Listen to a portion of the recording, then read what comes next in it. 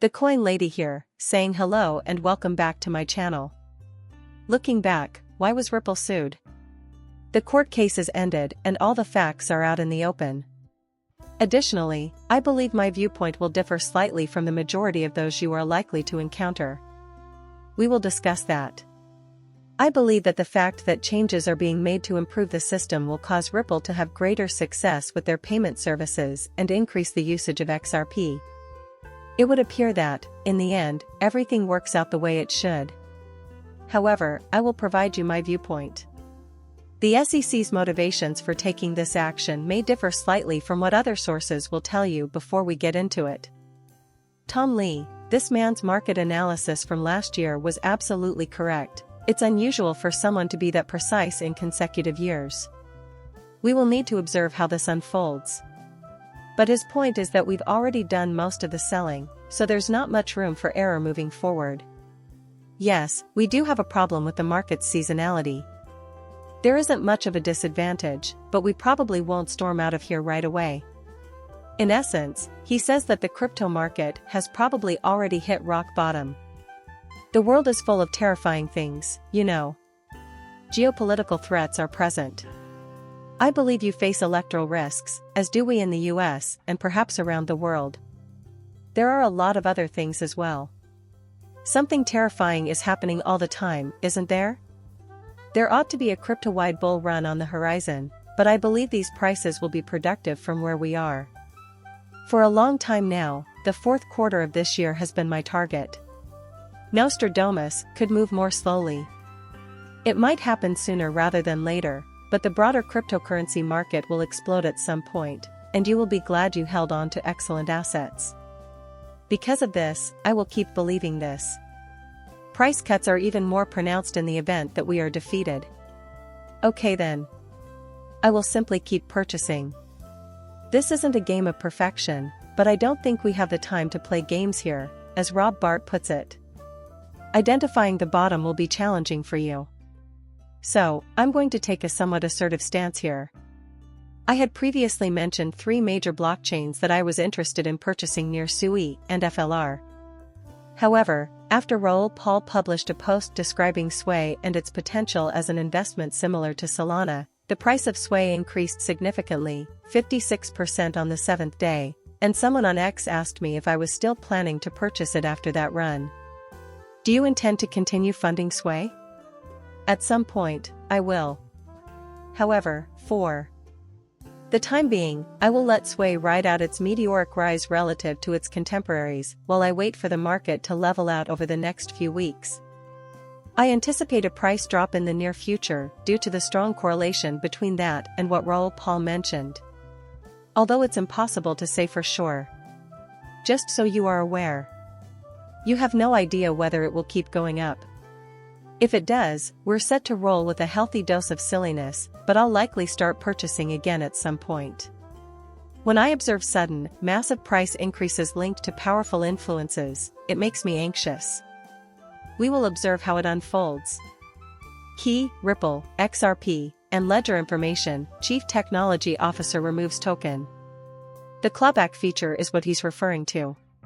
This feature is causing concern among some due to its apparent anti-crypto stance. Any valuables in your wallet are vulnerable to theft. Naturally, he is merely referring to issued assets, more especially, stable coins, which will be the most prevalent application of this. There isn't a legislation that mandates this feature just yet, but crypto rules are quickly approaching. I believe everyone is prepared. Stablecoins on most blockchains already have this capability incorporated, such as Tether and Circle USDC. Our collective knowledge is that you will require this. If you own US dollars and are familiar with the focused payment system, you should be prepared for the possibility that regulators may take action, the government may seize assets, or courts may issue rulings. That is the reason behind their actions. If a digital asset stands in for a legal responsibility and the token shows that the obligation exists, but the law states it doesn't, then the ledger is fundamentally incorrect, according to David. I would prefer it if he used more precise terminology. It would have been more comprehensive if he had said, when an issued asset or something along those lines. However, for the time being, this is limited to stable coins and other issued assets, where users must opt into this feature before interacting with them. The resources you get as you go through the game. That, I believe, is what matters, at least in the long run. In my opinion, it would be for the long haul. This will not affect your Ethereum or XRP holdings. Sometime in the future, we may require this type of functionality on the Ethereum token for dire situations, according to what Joe Lubin has said. I wouldn't stress over the future just yet because we don't know what it holds. It doesn't work with native assets like XRP, it's only for issued assets. This was a fantastic post and write-up by Daniel. I'll provide a link to it below, it's really detailed and expert.